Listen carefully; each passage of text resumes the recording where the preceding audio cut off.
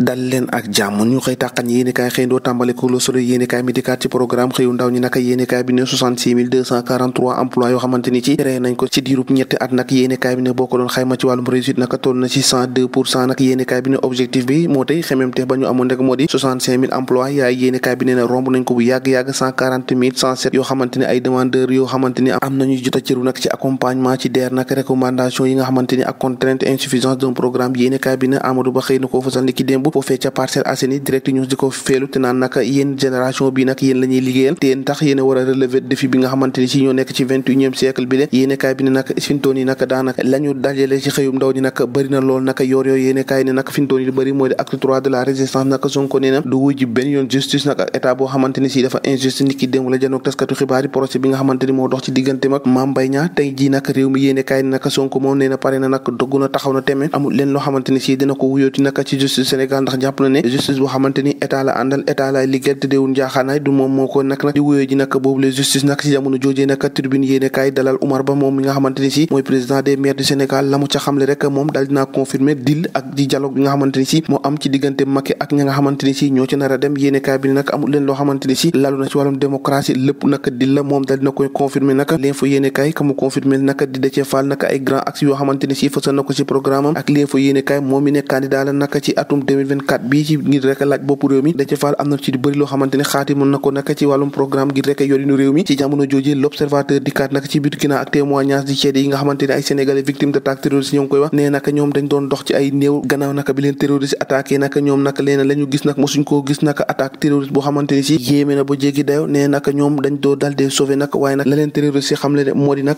prochaine fois maanaam beneen yoon buñ leen jàppee dañ leen di rey faqit nag moo ngi si yéene kaay l'observateur Sonko nag fasaat na ca lool ndax jàpp ne fi ñu toll ni nag loolu leen loo xamante ni si mën na tax rek ba mu woyu ji rek li nga xamante ni moo di yoon fi ñu toll ni nee na pare na ci libération ne kii ci pare gut kay moo di Oustaz Assane Seck jamono ji nag mu nga ca garde à vue moom nag niki dimanche su démb ji nag lañ ko ne coqet nag caca bi xotaan dali ko yóbbu la ko waral nag moo di ab vidéo boo xamante ni si mu ngi ko doon wax ci net bi nee na Ousmane Sonko day nekk candidat gagné élection yi ilaa loolee nag réew mi moom bu yeboo ñu xam ne day tàkk jëppet bés bi la journée gaa yi ngànnaayoo nañ naka sécurité maximale naka bés bi la journée gaa yi ngànnaayoo na nag na sécurité maximale boo xamante ni si war nañ ko waajal procès ak manifestation du F24 naka focus sur Sonko la ko yéenekaay bi tuddee Sonko nag nee na naka fi mu toll nii naka du uyu ji benn yoon naka comparution redoublée du leader de Pastef force de défense et de sécurité moom alerte nañ leen maximalement naka jàppale naka solide de riposte boo nga xamante ni teg nañ ko ay arrestation naka bu muy tuddee na amaat lu bëri ay RG naka la ñu bëgg a sukkandiku ngir rek a fexe bu naj bu neenal pexe yi nga xamante ni si moo nar a am rek ngir manifestation yéenekaay bi bés bi le jour moo ko dal dee fësal nag yéenekaay bi fësal leneen mu Dakar Times ne Abdoulaye Baldé interpellé na Ousmane Sonko ab laaj wu rëy la ko dal dee samp ne ko ana fan la 5 milliards yi ma bàyyi woon ci mairie bu Ziguinchor dal dee jaar lii quotidien ak Amadou Ba mi dikkaat naka kàddu yu ma yëkkati jëmale ko ci ndaw ñi nee na leen yéen ci ngeen bokk ñun yéen la ñuy liggéeyal fi mu toll nii neel nañuy loo xamante ni si bu ñëwee rek dañu indi ay bu bëri yoo xamante ni dina saafara seen i jafe-jafe ndax gis nga booba ak léegi créé nañ fi lu toll 66 243 emplois yoo xamante ni si moo ngi ci réew mi Sud Quotidien dikkaat ci leneen te moo di procès en appel diggante Ousmane Sonko ak Mame Mbaye Niang vers un 8 mai décisif boo xamante ni si bu matul lu ne mun na cee xew yéenekaay bi xëy na koo fësal ndax jàpp na ne leaderu Pastef boobee daanaka bu matul naka buñ ko daane yéeni daani mun na bañ a bokk rek li nga xamante ni si moo di élection présidentielle yi ñu moo tax nag gars yi nag ñu ngi ni jog naka di xaar bu xam ana loolee fan lay mujjee ni ki tey ji naka foofee ca tribunal bu Ndakaaru ci Ndakaaru